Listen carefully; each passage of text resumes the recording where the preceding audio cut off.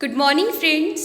आज की ये वीडियो है साइकोलॉजी पर और ये हमारी फर्स्ट वीडियो रहेगी एम्बिशियस क्लास पर साइकोलॉजी की, और इसके बाद बहुत सारी वीडियो मैं आपके लिए साइकोलॉजी पर बेस्ड लाती रहूँगी। साइकोलॉजी, जिसे हम हिंदी में मनोविज्ञान कहते हैं, साइकोलॉजी को 2 वर्ड्स में डिवाइड किया गया है, दैट इज़ साइक प्लस लोगस। साइक जिसे हम सोल कहते हैं और लोगस जिसे कि हम स्टडी कहते हैं, that means it is the study of soul. ये है आत्मा का अध्ययन है। Psychology took as a philosophy in 16th century. Psychology को जो फिलोसफी के टर्म में, या हम कह सकते हैं साइकोलॉजी पर 16th सेंचुरी में रिसर्च किया गया, साइकोलॉजी को पढ़ा गया, क्या है ये, ओके। इससे पहले कभी भी साइकोलॉजी पर कोई भी रिसर्च नहीं की गई थी। स्टार्टिंग में, that means in 16th century, psychology was called the study of soul. इसे आत्मा का अध्ययन कहा गया, और ये कहा किसने? Pluto and Aristotle. Pluto and Aristo के द्वारा इसे कहा गया कि ये जो है स्टडी ऑफ सोल है, आत्मा का अध्ययन है। उसके बाद फ्रेंड्स 17th और 18th सेंचुरी में साइक का मीनिंग डिफर हो गया। पहले हमें साइक का मतलब था सोल, और अब साइक को माइंड कहा गया, that means it is the study of mind. और इस बात को सपोर्ट किया गया कांत, हॉब्स, जॉन लॉक और पंपोंजी के द्वारा। इस बात को सपोर्ट किया गया, that is psychology is the study of mind. Friends, John Locke नाम आपने डेफिनेटली सुना होगा जॉन लॉक का। जॉन लॉक ने काफ़ी इंपॉर्टेंट टर्म है, काफ़ी फेमस टर्म है, एग्जाम में बहुत बार पूछी जाती है, टेबुला रासा। ये दी गई है जॉन लॉक के द्वारा, जिसका मीनिंग होता है ब्लैंक स्लेट। जॉन लॉक का कहना था कि जो बच्चे हैं ना, वो क्या है? एक ब्लैंक स्लेट है, ठीक है, मतलब एक कोरी स्लेट है जिस पर जो भी लिखा जाए वो वही बन जाएगा। दैट मीन्स बच्चे जिन्होंने अभी तक कुछ भी बाहर का अनुभव नहीं किया है, लाइफ का उन्हें कोई अनुभव नहीं है, तो वो क्या है? एक ब्लैंक स्लेट है। ये कहा गया जॉन लॉक के द्वारा। और जॉन लॉक ने रिजेक्ट किया डिवाइन राइट्स ऑफ किंग को। डिवाइन राइट्स ऑफ किंग ये जो टर्म दिया गया है, वो दिया गया है जेम्स फर्स्ट के द्वारा ये बात कही गई, divine rights of king. James first king थे, he is a king of England के राजा थे ये। तो इनका कहना था कि डिवाइन राइट्स ऑफ किंग मतलब कि इनका कहना था कि जो राजा ने बोल दिया, दैट मीन्स जो भी किंग का ऑर्डर है वही भगवान का ऑर्डर माना जाएगा, उसके अलावा और कोई भी चीज़ एग्जिस्ट नहीं करेगी। मतलब अगर जो राजा ने कह दिया वही सब कुछ है, बाकी कुछ भी नहीं। इस बात को जॉन लॉक ने रिजेक्ट किया और कहा उन्होंने कि नहीं, डिवाइन राइट्स ऑफ किंग जैसा कुछ भी नहीं होना चाहिए। सभी इंसान की अपनी अपनी डिज़ायर होती हैं, अपनी थॉट्स होते हैं, अपनी फीलिंग्स होती हैं, हमें उन्हें मानना चाहिए। And one more thing students, पंपोंजी ने एक लाइन कही है which is very important, that is psychology is the science of mind. ठीक है, मनोविज्ञान क्या है? मन का विज्ञान है। मनोविज्ञान माइंड, मन का विज्ञान है। Psychology is the study of mind. किसने कहा है? पंपोंजी ने कहा है। ये भी एक इम्पॉर्टेंट बात है। Now come to the group of psychology. अब हम कुछ साइकोलॉजी से related term which is very important term उन्हें पढ़ेंगे। One is structuralist. स्ट्रक्चरलिस्ट को हम हिंदी में संरचनावाद भी कहते हैं। स्ट्रक्चरलिस्ट का मतलब है it concern in the structure of mind, जो माइंड के स्ट्रक्चर पे कंसर्न करता है। इसका मेन फोकस होता है स्ट्रक्चर ऑफ माइंड पर। That means for example students, ये जो नोट्स मैंने बनाए हैं वो एक पेज पे बनाए हैं, राइट। इस पे मैंने क्या किया, इसको पहले देखा होगा कि इसकी क्वालिटी क्या है, ठीक है। तो मुझे ऐसा फील हुआ होगा कि ये जो है ये अच्छे पेज है, इस पे मैं लिखूँगी तो वो अच्छा लगेगा और अच्छा क्लियर दिखेगा, तो मैंने इस पेज को चूज़ किया। ये क्या है? ये स्ट्रक्चर ऑफ माइंड है। इसमें ना एक वर्ड बहुत इंपॉर्टेंट है, इंट्रोस्पेक्शन। स्ट्रक्चरलिस्ट का मतलब कहीं ना कहीं इंट्रोस्पेक्शन से रिलेट है, मतलब अंतर्दृष्टि, ठीक है, सॉरी, अंतर निरीक्षण, मतलब अपने अंदर का निरीक्षण करना, राइट। कि आप किसी भी सिचुएशन में या किसी भी चीज़ को लेकर आप क्या फील करते हो, आपकी सेंसेशन क्या है, that is called structuralist.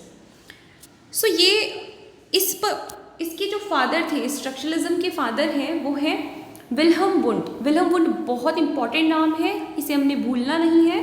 So Wilhelm Wundt is the father of structuralism. He is also father of psychology. Psychology के फादर भी हम विल्हेम वुंड को कहते हैं। और he is also father of experimental psychology. Experimental psychology के father इन्हें इसलिए कहा जाता है क्योंकि विल्हेम वुंड का बहुत बड़ा कंट्रीब्यूशन रहा है वर्ल्ड की, यहाँ पे हम बात करेंगे वर्ल्ड की जो फर्स्ट साइकोलॉजिकल लैब है ना, ठीक है, जो मनोविज्ञान की जो पहली साइकोलॉजिकल लैब है, उसमें इन्होंने कंट्रीब्यूट किया है, उसमें इन्होंने एक्सपेरिमेंटल साइकोलॉजी की बात कही है, ठीक है। और ये जो इन्होंने जो ये स्टडी किया, जो कंट्रीब्यूशन दिया, वो किस जगह पे दिया, वो जगह भी बहुत इंपॉर्टेंट है। उस जगह का नाम है लिप्जिग। लिप्जिग एक यूनिवर्सिटी है, वहाँ पर इन्होंने ये कंट्रीब्यूशन किया, ठीक है। और ये 1879 में किया गया है, तो ये डेट भी इम्पॉर्टेंट है। और ये जर्मनी में है, ये जो यूनिवर्सिटी है जहाँ पे उन्होंने इस एक्सपेरिमेंटल साइकोलॉजी पर बेस्ड स्टडी किया, that is the place Leipzig. Okay, Leipzig का नाम आपको याद होना चाहिए, very important. Okay, now come to the Titchener. Titchener is also a structuralist. Titchener is the student of Wundt. Wundt के student रह चुके हैं ये। और टिचनर ने ही coined the term structuralist. Titchener ने जो ये स्ट्रक्चरलिस्ट जो नाम है वो टिचनर के द्वारा दिया गया है। इसीलिए अगर क्वेश्चन पूछा जा सकता है who is the father of structuralism, संरचनावाद के जो जनक हैं वो तो हमारे विल्हेम वुंड हैं, लेकिन जो टिचनर है वो हमारे, उन्होंने ये टर्म कॉइंड किया है, ये टर्म दिया है स्ट्रक्चरलिज्म। फंक्शनलिस्ट। फंक्शनलिस्ट हिंदी में कहते हैं प्रकार्यवाद। मतलब फंक्शनलिस्ट का कहना था he is not concern on the structure of mind. उनका फोकस था कि he works on how the mind works, मतलब कैसे माइंड फंक्शन करता है, इस पर इन्होंने ज़्यादा फोकस किया। बेसिक एलिमेंट को न देखकर इन्होंने how the mind works, how the mind function, इस चीज़ पर फोकस किया कि कैसे दिमाग हमारा काम करता है उस चीज़ पर, राइट। सो ये एक डिफरेंस है स्ट्रक्चरलिज्म और फंक्शनलिज्म पे। इसके जो मेन इसमें जिनका कंट्रीब्यूशन है वो है William James, Dewey, Thorndike, James Rowland, Harvey Carr. कभी कभी क्वेश्चन पूछा जाता है कि 4 ऑप्शन दे दिए जाएंगे और आपसे कहा जाएगा कि इसमें से कौन फंक्शनलिस्ट नहीं है, इसलिए ये नाम हमारे लिए इम्पॉर्टेंट होते हैं। सो हमें इस नाम को याद रखना है। Okay, now yes, father of functionalism किसे कहते हैं? प्रकार्यवाद का जनक है हमारे कौन? William James. And father of American psychology भी हम विलियम जेम्स को कहते हैं, इसे हमने ध्यान में रखना है।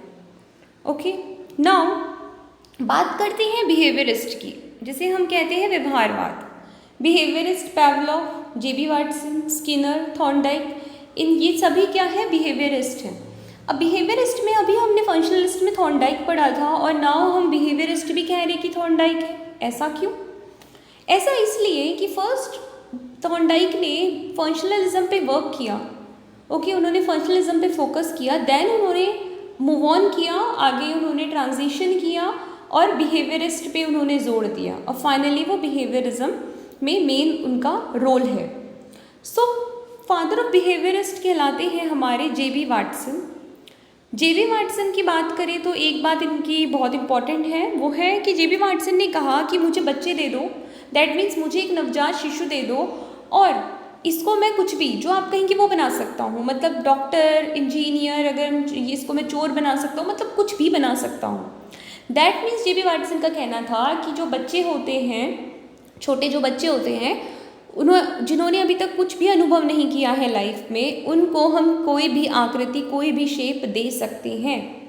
ये कहना था हमारे जेबी वाटसन का, विच is very much related with the John Locke का जो टैबुला रासा है, ठीक है। लेकिन उसमें स्पेशली ब्लैंक स्लेट की बात की, इन्होंने ऐसे कोई वर्ड को या टर्म नहीं दिया है उसके लिए। Cognitive is a mental process, Hindi में कहते हैं संज्ञानवाद, ठीक है। और कॉग्निटिव पे ये बहुत हमारी फेमस थियरी दी है जेन पियाजे ने, एंड टॉलमन भी कॉग्निटिव है। Okay, now come to the gestalt. गेस्टाल्टवाद को हम कहते हैं समग्रतावादी हिंदी में। समग्रता मतलब पूर्णता, संपूर्ण रूप से उसे ही हम समग्र कहते हैं, समग्रतावादी कहते हैं। इसमें क्या कहा गया कि अगर हमें मानव के व्यवहार को का अध्ययन करना है, अगर मानव के बिहेवियर को स्टडी करना है, तो फर्स्ट ऑफ ऑल हमें उसकी संपूर्ण परिस्थितियों को मेजर करना होगा, उसे ऑब्जर्व करना होगा, देन हम उसकी मेन जो बिहेवियर या जो भी हम जानना चाह रहे हैं उस परिस्थिति को समझ पाएंगे। सो ये बात कही गेस्टाल्टवाद ने। और इसमें है जो मेन इंपॉर्टेंट नाम है वो है वर्दिमर, कोफका, कोहलर, लेविन।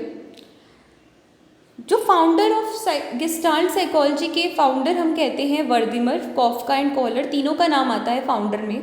लेकिन अगर इन केस यहाँ पे दो ऑप्शन दे दिए जाते हैं और वर्दिमर भी दिया जाता है, कोफका भी, और बाकी के दो अदर ऑप्शन भी आपको मिलते हैं, तो सबसे मेन जो रोल रहा है वो वर्दिमर का रहा है, इसलिए हम वर्दिमर को ही मेन फर्स्ट प्रेफरेंस देंगे। अगर क्वेश्चन में ऑप्शन में तीनों मतलब दो का नाम इसमें से आ जाता है या तीन नाम आ जाते हैं, तो हम वर्दिमर को मेन इसका मानेंगे, founder of gestalt psychology.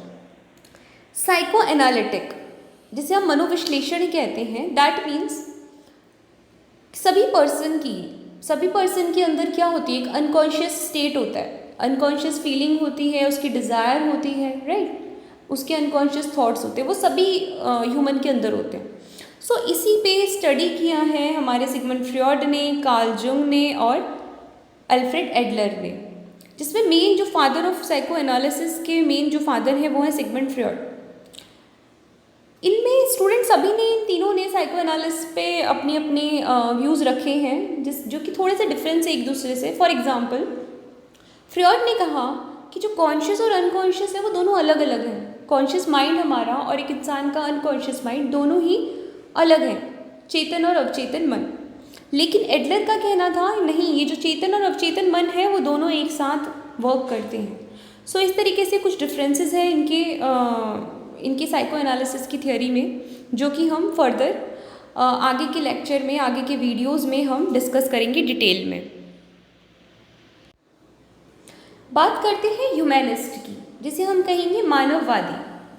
मानववादी that means जिसमें कि मेन नाम है Abraham Maslow, Karl Rogers, Allport. इसमें कहा गया कि मानव की जो ह्यूमन की हैं अपनी अपनी नीड्स होती हैं और वो सबकी अलग अलग होती हैं। जैसे कि किसी ह्यूमन की नीड है कि उसको पैसा कमाना है, बहुत सारा पैसा कमाना है, तो कोई चाहता है, किसी ह्यूमन की नीड है कि उसे पैसा उसके पास बहुत है, उसे फेम चाहिए, उसे प्रसिद्धि चाहिए। सो किसी का कहना है कि नहीं, पैसा और क्या कहते हैं, पैसा और फेम नहीं, उसको एक वक्त मतलब 2 वक्त की रोटी चाहिए, टाइम टू टाइम खाना पानी उसे घर मिल जाए, वही बहुत है। सो सभी की नीड्स अलग अलग हैं, ये बात कही है मानववादी ने, जिसमें कि मेन नाम आता है अब्राहम मैस्लो और कार्ल रॉजर्स का। इन्होंने काफ़ी कंट्रीब्यूट किया है ह्यूमैनिस्ट की थ्योरी पे। सो इसे हमने याद रखना है। और स्टूडेंट्स इसके अलावा वर्ड्सवर्थ ने एक लाइन कही है which is very famous line, तो ये हमें पता होनी चाहिए।